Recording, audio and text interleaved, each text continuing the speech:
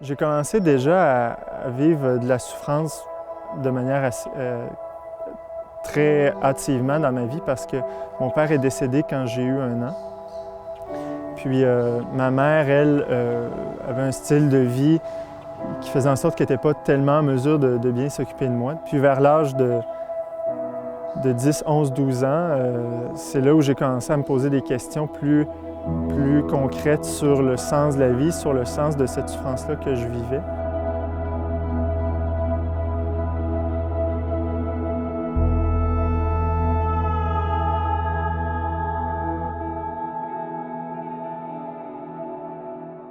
Quand je suis arrivé au cégep à l'âge de 17 ans, j'étais très désillusionné de la vie parce que je ne croyais pas en l'être humain.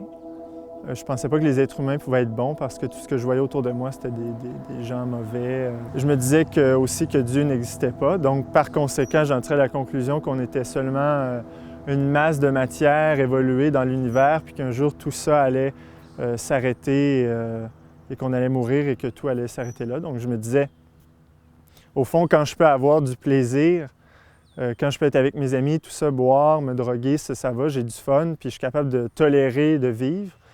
Mais autrement, quand je suis confronté encore à des situations de souffrance humaine, même à mon propre péché, au sens où je voyais que je n'étais pas capable d'aimer les autres de manière convenable. Donc, j'étais déçu.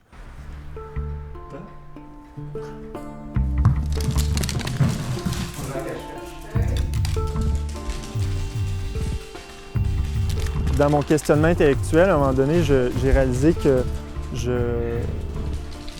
j'étais pas croyant, puis même que j'aimais pas du tout l'Église catholique, donc j'ai décidé d'apostasier. C'est comme une auto-excommunication. Et ce qui est paradoxal là-dedans, c'est que quelques mois plus tard, je commençais à aller à l'Église le dimanche pour aller à la messe parce que j'avais envie de me reconnecter avec j'avais l'impression qu'on m'avait occulté une partie de ma culture, de mon identité.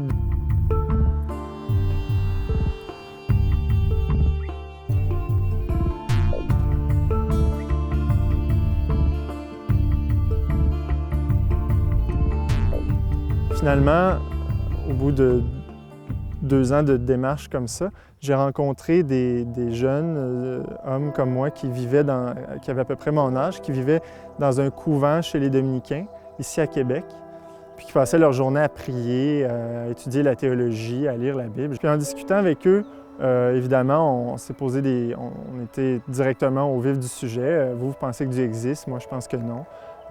Pourquoi vous pensez que Dieu existe? Donc, c'est par la philosophie, encore une fois, la théologie, que je me suis rendu compte que tout ce que je pensais de la foi s'avérait mal fondé, qu'il y avait des raisons de croire que Dieu existe, qu'il y avait des raisons qui nous amenaient à voir que Jésus avait vraiment existé, qu'on pouvait croire en la véracité du message des évangiles.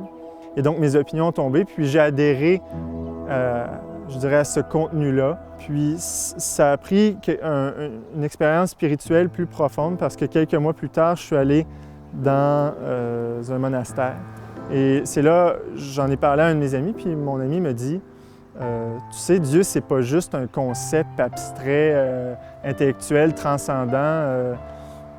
C'est un être personnel qui est proche de nous, qui veut avoir une relation avec nous. Et il veut que tu lui parles comme un ami. » Puis là, ça m'a un peu ébranlé. Puis de fait, le soir même, je suis rentré dans ma chambre au monastère. Puis je me suis agenouillé, j'ai fait une prière très simple. J'ai dit « Seigneur, donne-moi la foi. » Parce qu'au fond, je sentais que j'avais pas cette foi confiante en Dieu. Je croyais mais je n'étais pas en relation. Puis là, je suis resté comme ça 30 quelques secondes, puis il ne s'est rien passé. Je me suis levé.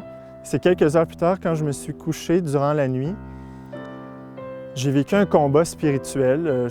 C'est difficile à expliquer. Puis le lendemain, quand je me suis réveillé, j'étais complètement différent. J'avais vraiment cette certitude que Dieu était là dans ma vie, qu'il était près de moi, qu'il s'occupait de moi et que je pouvais m'entretenir avec lui comme mon ami me disait, comme un ami.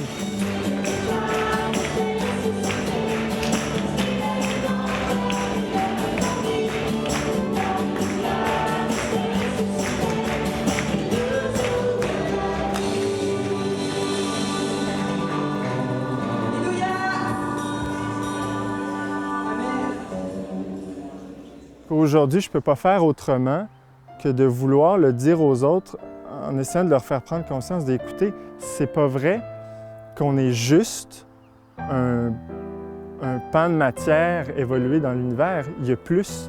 Il y a plus que ça. L'être humain est habité d'une plus grande dignité qui accorde à notre vie une grande mission, en fait.